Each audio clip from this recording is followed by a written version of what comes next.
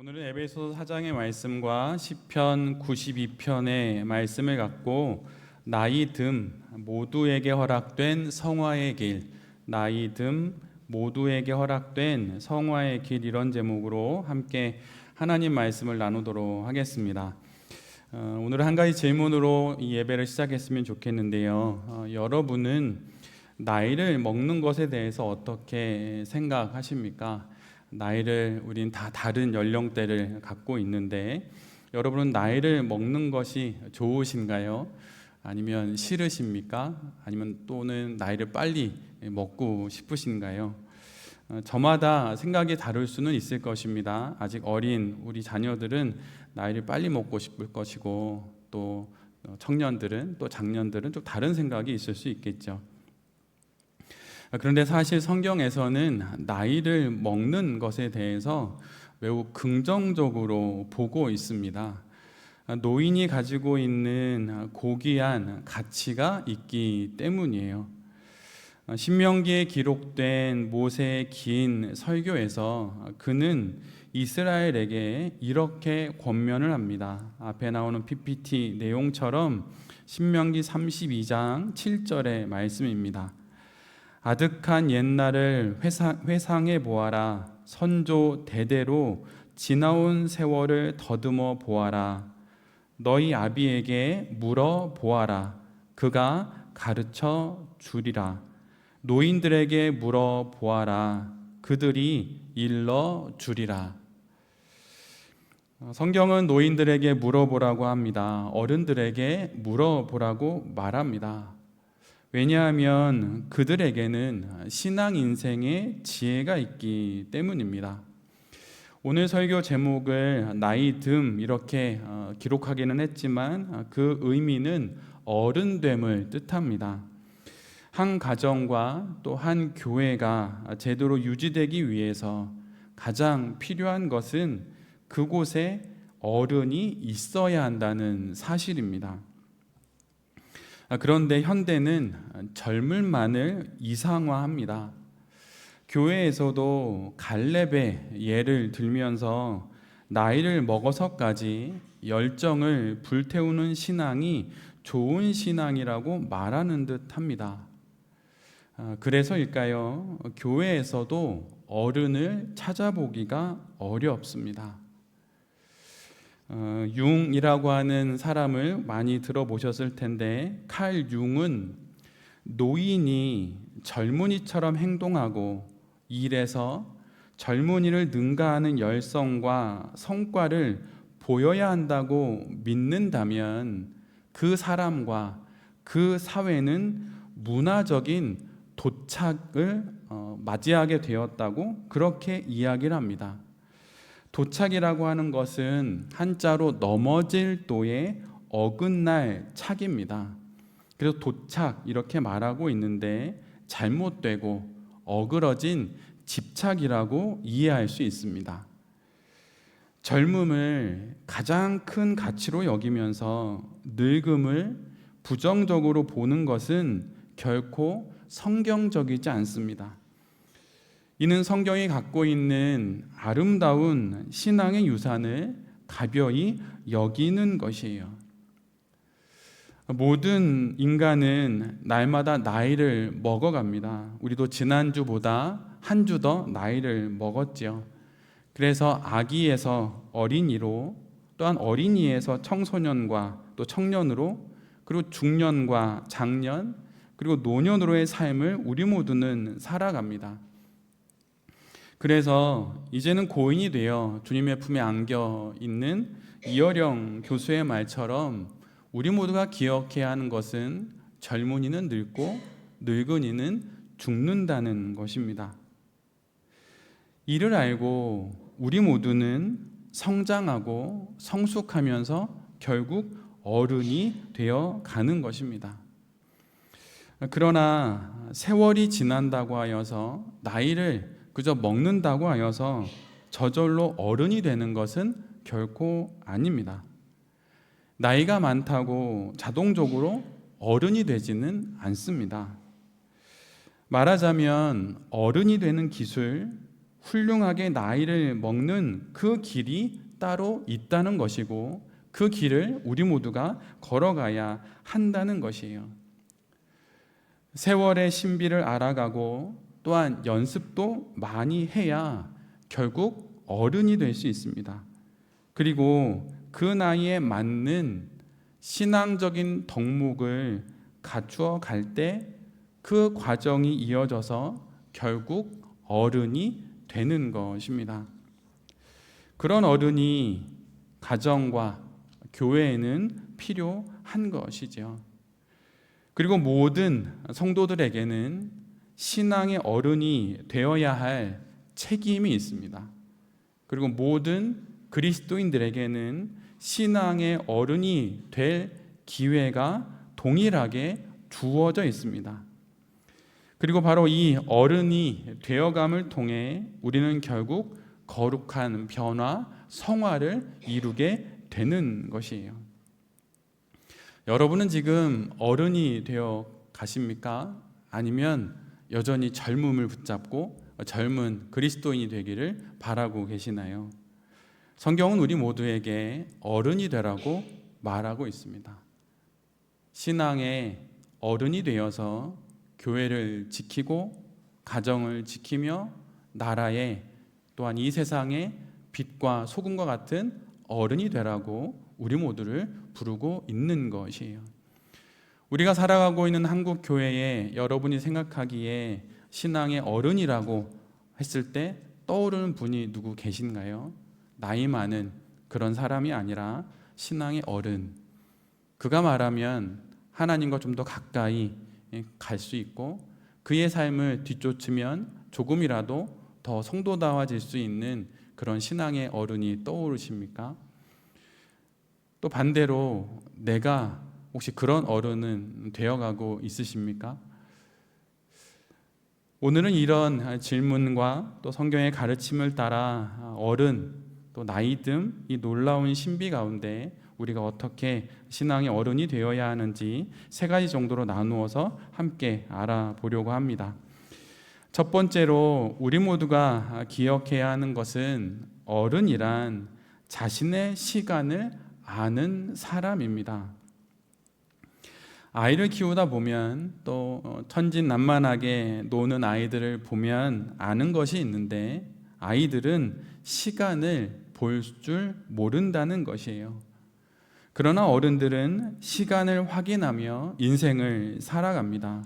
그가 어른입니다. 시간을 보고 읽으면서 인생을 살아가는 사람, 그가 바로 어른인 것이에요. 믿음의 선인인 쉐렌 키르케고르는 앞에 보는 것처럼 이런 말을 했습니다. 인생은 앞을 내다보며 살아야 하지만 그것을 이해하려면 뒤를 돌아보아야 한다. 모두가 앞을 내다보며 인생을 살아가지만 어른은 뒤를 돌아보며 그 삶을 이해합니다. 자신이 걸어온 길과 걸어갈 길을 확인하면서 지금 자신이 서 있는 그 시간을 확인하며 인생을 살아갑니다. 여러분은 한 사람이 갖는, 한 인간이 갖는 가장 큰 집착은 무엇에 대한 집착이라고 생각하시나요? 여러 가지가 있을 수 있겠지만 인간의 가장 큰 집착 중에 하나는 시간에 대한 집착입니다. 지금 이 순간을 붙잡고 이 젊음을 붙잡고 이 기회의 때를 붙잡고 시간에 집착하는 그것이 인간의 가장 큰 집착인 것이죠. 그러나 어른은 시간에 집착하지 않고 시간을 주목하며 살아가는 사람들입니다.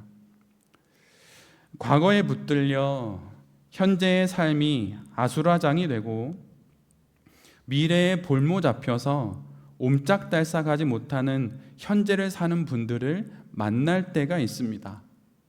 5년 전, 10년 전, 아니 30년, 40년 전에 지나버린 시간에 현재가 붙들려 한 걸음도 앞으로 내딛지 못하고 제자리로 돌아오는 분들을 만날 때가 있습니다. 또한 모든 것이 미래에 대한 걱정투성이인 분들도 있습니다. 이것은 이래서 걱정, 저것은 저래서 걱정, 온갖 걱정을 하느라 모든 에너지를 써버려서 결국 현재를 살지 못합니다. 한 발짝도 앞으로 나아가지 못합니다. 생각은, 마음은 이미 상상의 나래를 펼쳐 종횡무진 이곳 저곳을 오가지만 정작 지금이라는 나의 유일한 그 시간 속에서는 아무것도 하지 않기에 제자리 걸음인 것이죠. 성도의 다른 이름은 어른이 되는 사람들입니다. 그리고 그렇게 어른이 되는 것이 결국은 거룩이고 경건인 것이에요. 그 신앙의 어른인 성도는 과거와 미래에 집착하지 않고 현재에 집중합니다. 그때 비로소 그는 삶의 모든 순간이 하나님의 은총의 때였음을 자각하게 되는 것입니다. 현재를 잘 살아낼 때 이제는 더 이상 손댈 수 없는 과거와 미리 확정지을 수 없는 미래도 이 은총 안에 있고, 그리고 이 모든 것이 결국은 하나님의 뜻 가운데 내게 축복으로 돌아올 것을 깨닫는 것, 그것이 바로 믿음의 사람, 신앙의 어른이 인생을 살아가는 가운데 느끼는 것입니다. 돌베 교회에 와서 목회자로 살아가면서 참으로 좋아하게 된 성경이 두 권이 있습니다. 하나는 욥기이고 또 다른 한 권은 전도서입니다. 아마도 이 두 권의 책은 처음부터 끝까지 두 번 정도 전체적으로 설교를 한 것 같습니다. 고난의 책으로만 읽혔던 욥기를 설교하고 묵상하면서 사실 욥기가 실은 엄청난 은혜의 책임을 알게 되었습니다. 그리고 이생의 허물을 이야기하는 책인 줄 알았던 전도서가 영원한 영생의 소망을 이야기하는 책이라고 하는 것도 알게 되었습니다. 그 전도서 3장에 이런 말씀이 있습니다. 전도서 3장 1절로 4절의 말씀을 제가 읽어드릴 테니 앞에 나오는 PPT를 한번 눈으로 읽어보시면 좋겠습니다. 모든 일에는 다 때가 있다. 세상에서 일어나는 일마다 알맞은 때가 있다. 태어날 때가 있고 죽을 때가 있다. 심을 때가 있고 뽑을 때가 있다. 죽일 때가 있고 살릴 때가 있다. 허물 때가 있고 세울 때가 있다. 울 때가 있고 웃을 때가 있다. 통곡할 때가 있고 기뻐 춤출 때가 있다. 우리 모두가 잘 알다시피 범사에 기한이 있고 천하만사가 다 때가 있다는 이 전제 이후에 전도자는 마치 파노라마처럼 구체적인 이 때에 대한 사례들을 짝을 이루며 소개합니다. 그리고 그 결론을 11절에 이렇게 기록합니다. 하나님이 모든 것을 지으시되 때를 따라 아름답게 하셨고 또 사람들에게는 영원을 사모하는 마음을 주셨느니라. 시간의 분별을 통해 영원을 사모하는 마음을 갖는 자, 그리고 이 신비를 삶으로 전하는 자가 바로 어른입니다. 그가 성숙한 신도, 즉 성도인 것이에요. 그런데 세상에도, 그리고 교회 안에서도 이 세상이 전부인 줄 알고 살아가는 이들이 너무나도 많습니다. 달리 말하면 신앙의 어른이 없다는 것이에요. 자신의 시간을 아는 자는 결국 영원을 사모하는 삶을 살아가게 됩니다.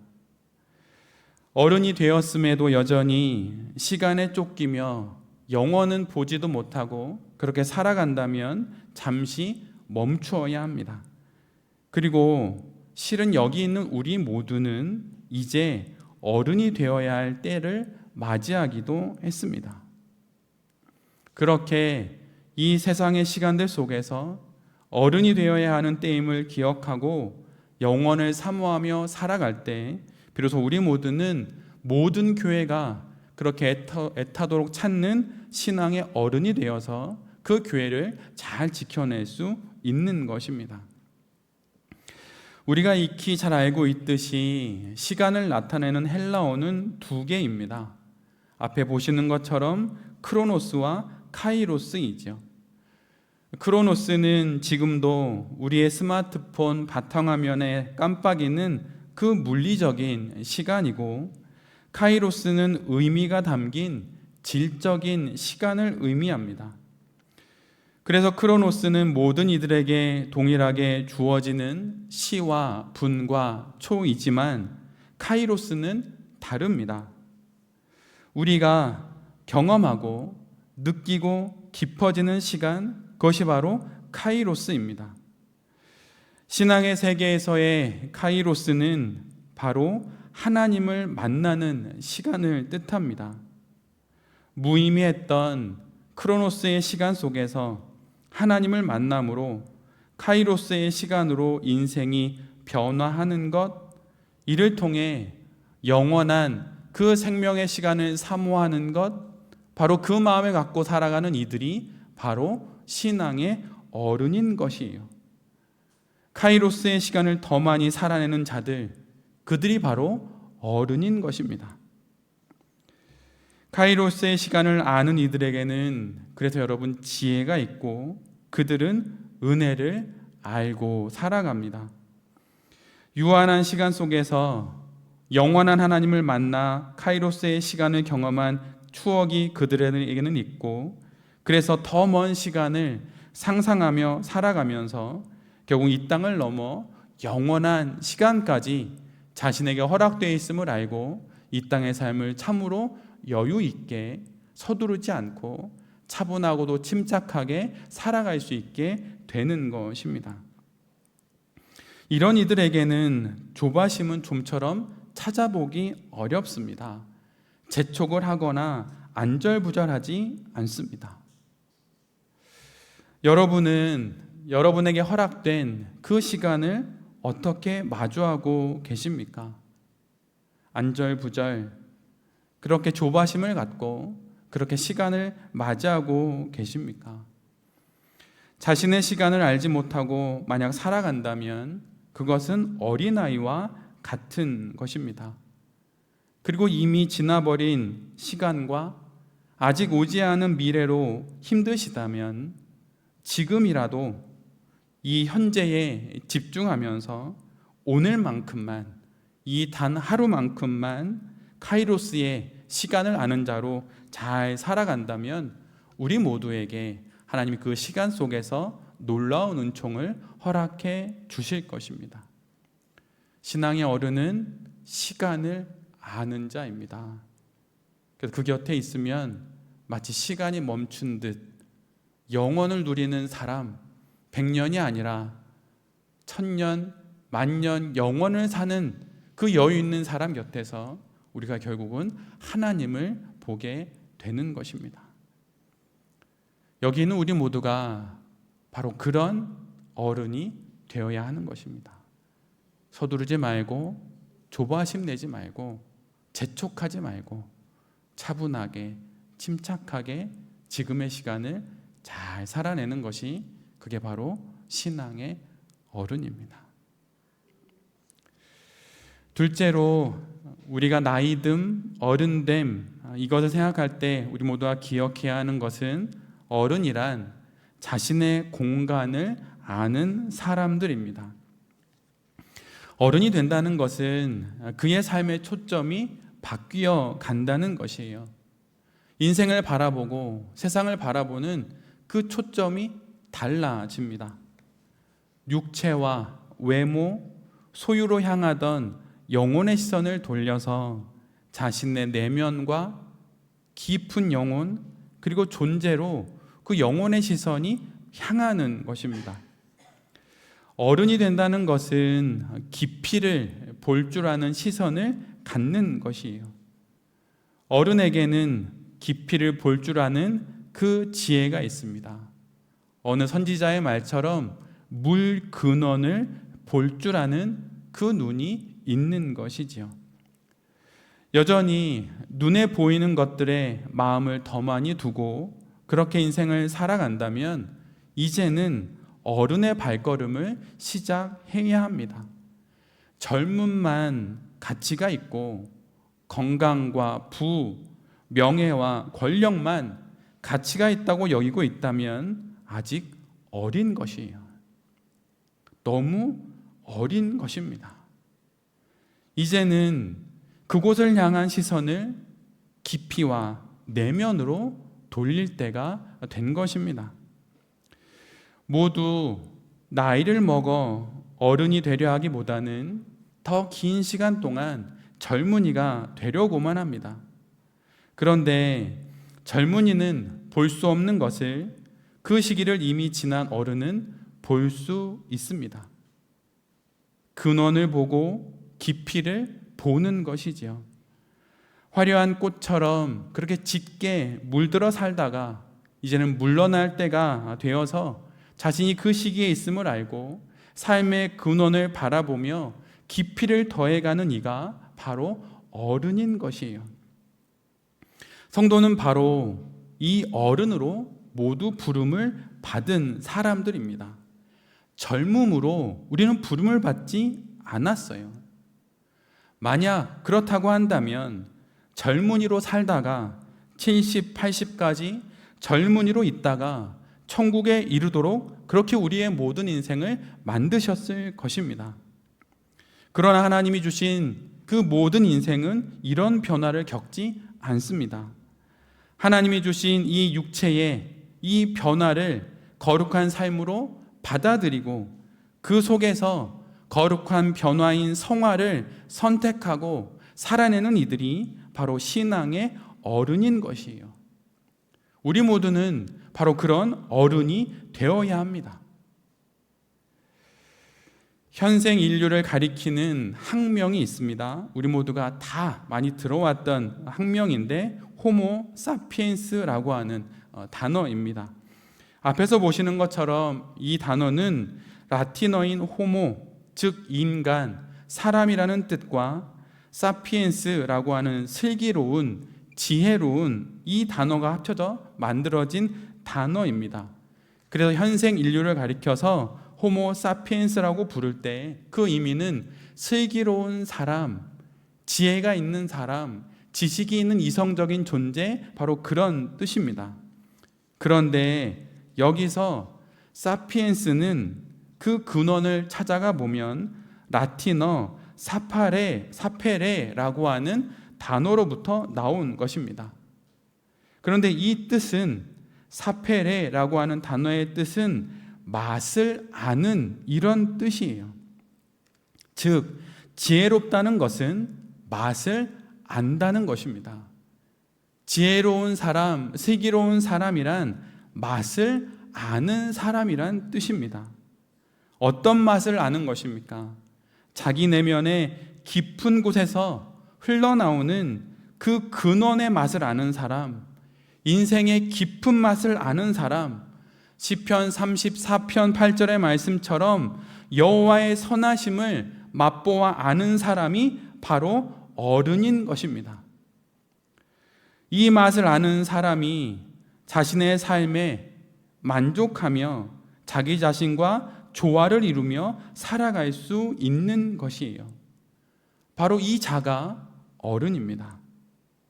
지금까지 자신의 모든 것을 인정하고 받아들이는 이가 어른입니다.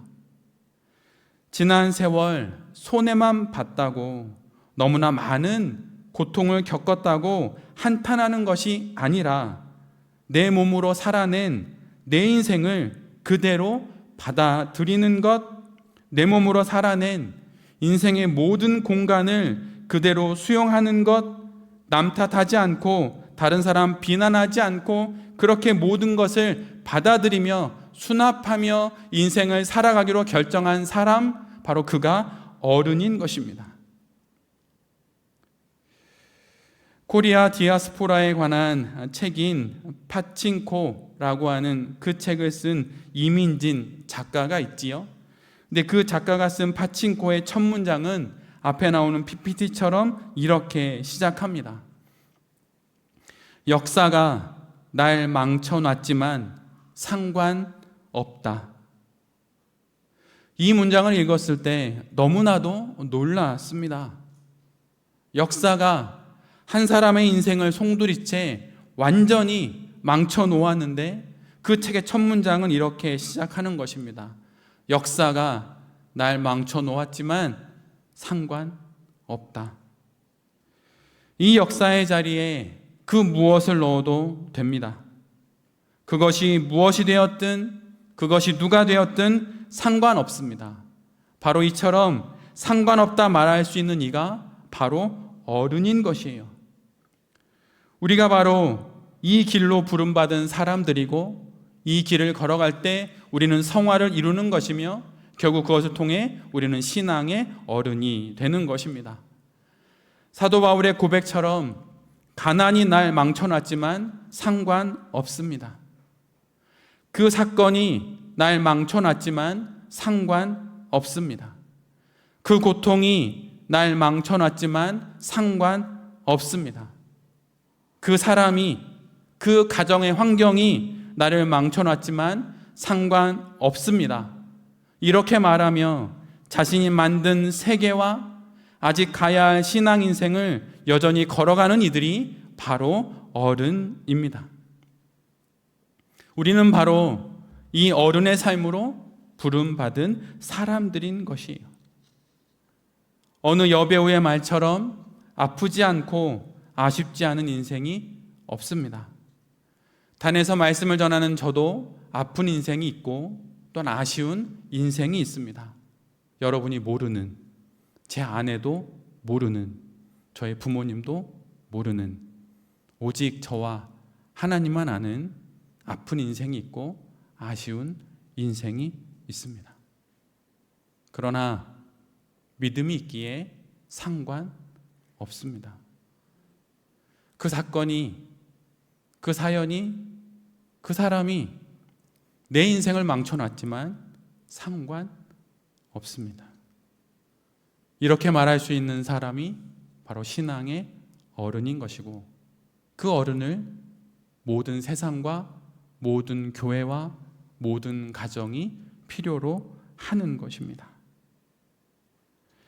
세상의 환호성보다 내 안의 침묵을 더 사랑하게 되어가는 것, 그래서 삶의 모든 공간을, 그곳에서의 모든 나의 인생의 그 때를 그대로 받아들여 신앙의 어른이 되십시오. 우리 교회에 그런 어른들이 많았으면 좋겠습니다. 아직은 모두들 젊지만 우리 모두가 그런 어른이 되어가야 합니다. 우리 교회엔 그런 의젓한 어른이 필요합니다. 그런 어른이 되어 우리의 인생의 나무 아래 그 널다란 공간에 더 많은 이들이 모여 하늘의 태양과 같으신 하나님을 보게 되는 그 놀라운 일들이 우리의 인생을 통해 일어날 수 있기를 간절히 빕니다. 세월을 따라 외적인 육체의 공간은 쇠약해지지만 내적인 영혼의 공간은 날로 새로워지고 넓어지는 신앙의 어른이 되는 우리 모두가 되어야 할 것입니다. 마지막 세 번째로, 어른이란 인간을 아는 사람입니다. 어른은 사람을 압니다. 어른은 인간을 압니다. 그리고 달리 말하면 관계를 아는 사람인 것이에요. 관계의 관점이 깊어지고 달라지는 사람들, 바로 그들이 어른이 되는 것입니다. 어른이 된다는 것은 관계에 느긋해지는 것입니다. 젊었을 때는 관계를 통해서 자신을 규정하지만 어른이 되면 관계의 시작점을 내 몸 밖에 그 누구와 그 무엇에 두지 않고 자기 자신으로 삼는 것입니다. 사람들과의 관계에 여유를 갖습니다. 그리고 굳이 사람을 마구 찾아다니지 않습니다. 타인과의 관계와 타인의 반응에 매달리는 것은 유아기적인 삶입니다. 우리가 마주하고 있는 관계들은 무엇이 있을까요? 우리는 저마다 조금은 다른 삶의 환경 가운데 살아갑니다. 그런데 우리 모두가 공통적으로 맞이하고 있는 관계가 있는데 그것은 바로 부모 자식 간의 관계입니다. 부모 없이 태어난 이들은 우리 가운데 아무도 없기에 내가 부모가 되었든 아니면 자식이 되었든 우리 모두는 지금 부모 자식의 관계를 맺고 이 땅에 살아갑니다. 그 이야기를 오늘 좀 더 나누려고 합니다. 이 관계 속에서 어른인 부모가 자녀에게 줄 수 있는 최고의 선물이 무엇일까요? 저도 자녀들에게 공부를 가르칩니다. 시간이 없어서 여러 과목을 가르칠 수는 없고 영어만 가르칩니다. 일주일에 3번 정도 1시간씩 일정하게 아이들이 하고 싶으면 그 시간에 오면 되고 안 오면 안 가르칩니다. 그냥 혼자 합니다. 그런데 부모가 자식에게 줄 수 있는 선물은 여러 가지일 수 있어요. 태성이에겐 건강이 될 수 있겠죠. 잘 우유 먹고 크고 이렇게 발육이 잘 되게 하는 거. 뭐 학령기에 있는 아이들에게는 뭐 부모가 뭐 조건이 된다면 학원도 보내줄 수 있고 뭐 가르칠 수 있는 게 있으면 가르칠 수 있겠지요.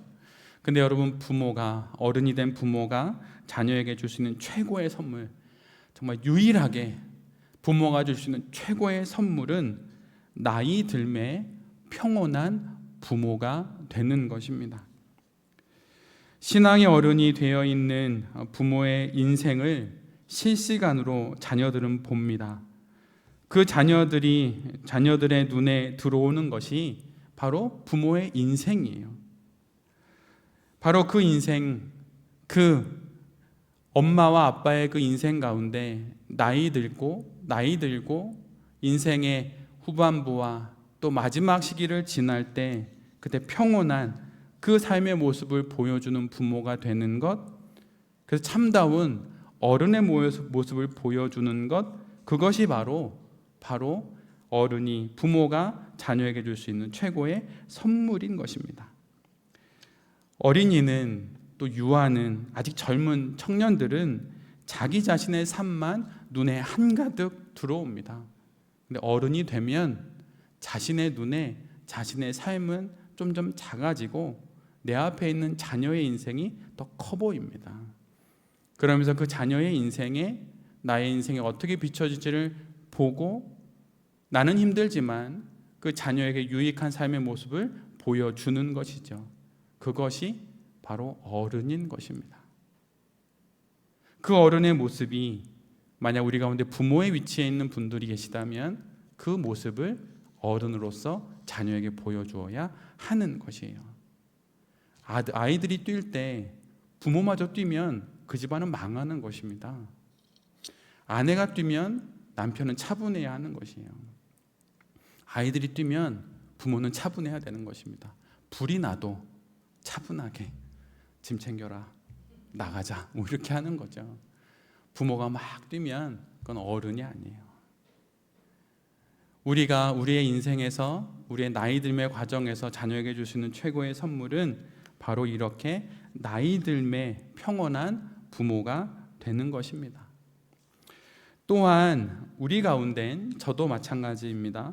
노년의 부모님과 동행하는 자녀로 인생의 시기를 살아가는 분들이 있습니다. 그 자녀들도 이젠 어른이 되어야 하는 것이에요.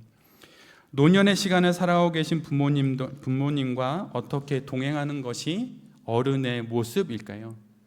먼저 자녀된 우리는 부모님의 삶을 이해하고 받아들이도록 노력해야 합니다. 그게 되든 되지 않든 노력해야 합니다. 여러분, 이것이 신앙적인 어른의 모습이에요. 자책과 또 과거의 실패에 대한 그 후회에 붙잡히신 부모님의 곁에서 일단 경청해야 합니다. 그 경청이 부모님에게는 어떻게 다가오냐면 그분들에겐 위로로 다가오고 다독이는 그러한 행동으로 비춰집니다.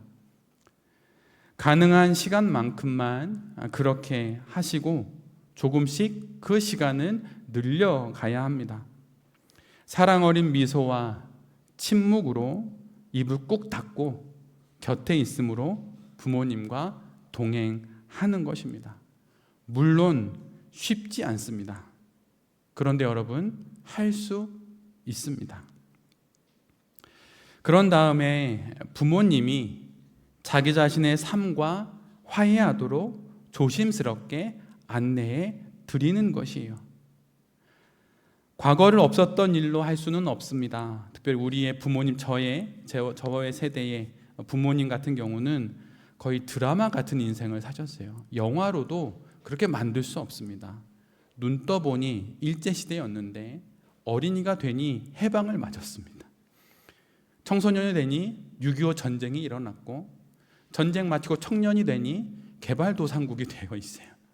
독재를 지나 80년대 이제 중년의 시기를 지나면서 독재와 경제발전을 지나다가 이제 장년이 되어 노인이 되었더니 모든 것들이 스마트폰으로 해결되는 시대를 살았습니다.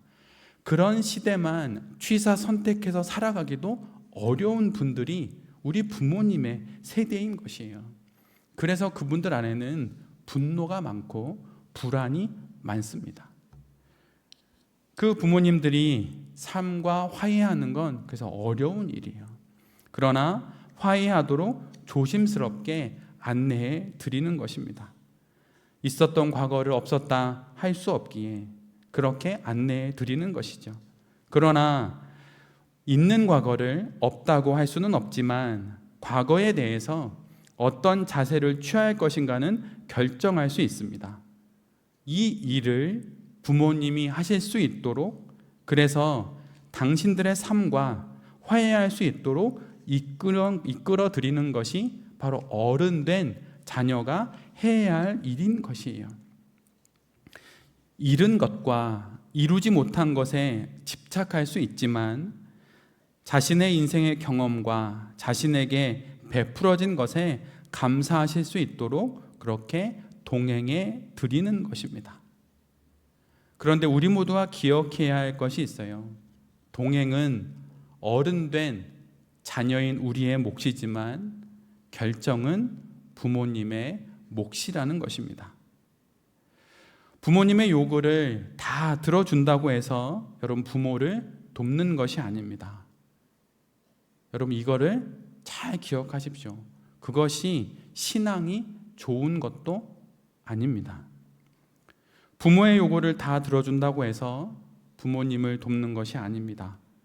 거리를 두고 최악의 사태에는 개입을 하되 나머지는 부모님의 몫으로 둘 수밖에 없습니다.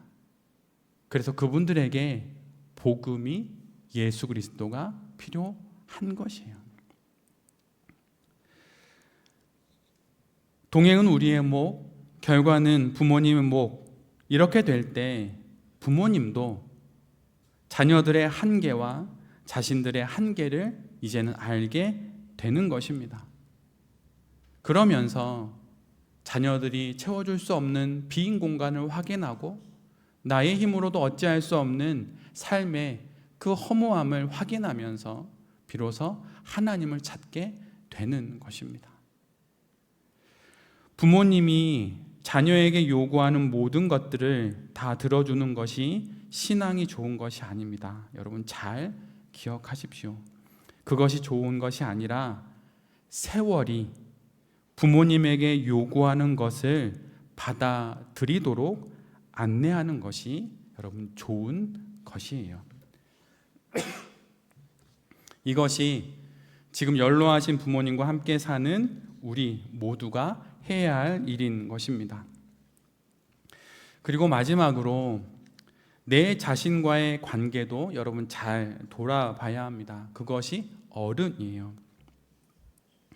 칼 융은 중년부터 죽을 준비가 되어 있는 사람만이 진정 잘 사는 사람이라고 말했습니다. 융은 젊었을 때 치열하게 사는 법을 배우지 못한 사람은 늙어서 아무것도 놓을 수 없다고 말했어요. 여러분, 이 말이 이해가 되십니까? 젊었을 때 치열하게 인생을 살아본 사람만이 잘 늙을 수 있고 늙어서 그의 인생을 잘 마무리할 수 있다는 이 말을 여러분 어떻게 이해하십니까? 인생의 전반기에 우리 모두는 치열하게 싸우고 씨름해야 합니다. 여러분, 정말 치열하게 사셔야 합니다. 그리고 인생의 후반기에는 그 모든 것을 놓을 줄 알아야 해요. 젊었을 때는 버틸 줄 알아야 하고 늙었을 때는 버릴 줄 알아야 합니다. 그런데 젊음의 때에 삶을 게을리한 사람은 늙어서 놓을 게 없습니다. 그런 사람은 노년에 평생 살아내지 못한 삶을 그저 아쉬워할 뿐인 것이에요. 결국 노년의 중요한 과제인 놓아버리는 것, 이제는 놓고 저 세상의 것을 잡으려고 하는 그 기회조차 얻을 수 없게 되는 것입니다. 왜냐하면 자기의 나이에 주어진 그 과제를 등한시한 탓에 잡은 것이 없기에 이제는 놓을 것이 없게 된 것이에요. 싸워서 이겨보지 못한 젊은이는 젊음이 주는 최상의 선물을 놓치고 있는 것입니다. 아직 우리 가운데 젊음이 있는 분들이 계십니다. 여러분, 할 수 있는 모든 것을 하십시오. 하고 싶은 모든 것을 하십시오. 그래야 잘 놓을 수 있고 잘 나이 들 수 있고 어른이 될 수 있는 것입니다. 우리 가운데엔 부모님과 한 가정을 이루고 살고 있는 지체들도 있습니다. 부담스러울 수 있지만 때로는 부모님께 양해를 구하고 잠시 2, 3일 정도 형제들에게 양해를 구하고 홀로 여행을 갈 수도 있어야 합니다. 여러분, 그것이 인생을 잘 살고 부모님 곁에 어른으로 끝까지 남아있을 수 있는 길이에요. 어머님과 아버님과 꼭 붙어서 그분과 24시간을 동행하는 것이 여러분 그분을 도와주는 게 아니에요.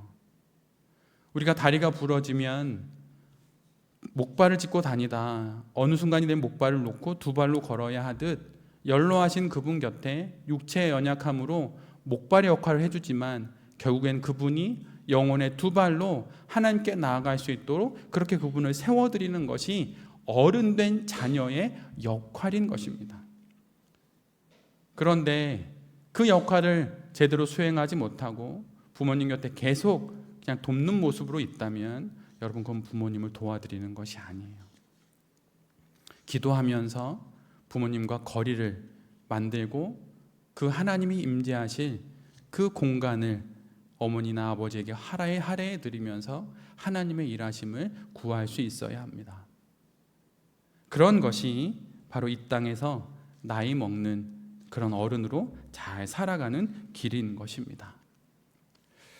우리 모두는 결국은 나이를 먹고 그 나이 끝에 천국에 다 이르게 될 것입니다. 어른이 된다는 것, 그것은 우리 모두의 사명입니다. 그리고 어른은 자신의 시간을 아는 사람이죠. 모두가 앞을 내다보며 인생을 살아가지만 어른은 뒤를 돌아보면서 그 삶을 깊이 있게 이해합니다. 그래서 서두르지 않아요. 조급하지 않아요. 차분하고 침착합니다. 그 어른이 우리 모두가 되어야 합니다. 그래서 그 사람 곁에만 가면, 여러분 곁에만 가면 요동치던 마음도 차분해지는 그런 마음을 전해줄 수 있는 어른이 되어야 합니다. 그리고 어른이란 자신의 공간을 아는 사람이에요. 깊이를 보는 시선, 삶의 근원, 물의 근원을 바라보는 그 깊은 눈을 가진 사람. 그래서 여기가 바로 이것이 내 삶의 자리임을 아는 사람, 그 어른이 바로 우리 모두가 되어야 할 것입니다. 그리고 어른이란 인간을 잘 이해하는 사람이에요. 달리 말하면 관계를 잘 맺는 사람입니다. 관계의 숫자를 늘리는 게 아니라 지금 있는 관계에 그 깊이를 더해가는 사람. 그래서 우리에게 주신 첫 교회인 그 가정에서 나의 부모님에게 영원한 생명을 허락해주는 그 공간을 할애해 줄 줄 아는 사람, 바로 그 사람이 바로 참다운 어른인 것입니다. 여기 있는 우리 모두가 하나님 안에서 참으로 성숙한 성도가 되어 세상과 교회가 참으로 필요로 하는 그런 신앙의 어른들이 될 수 있기를 간절히 기도드립니다. 아멘.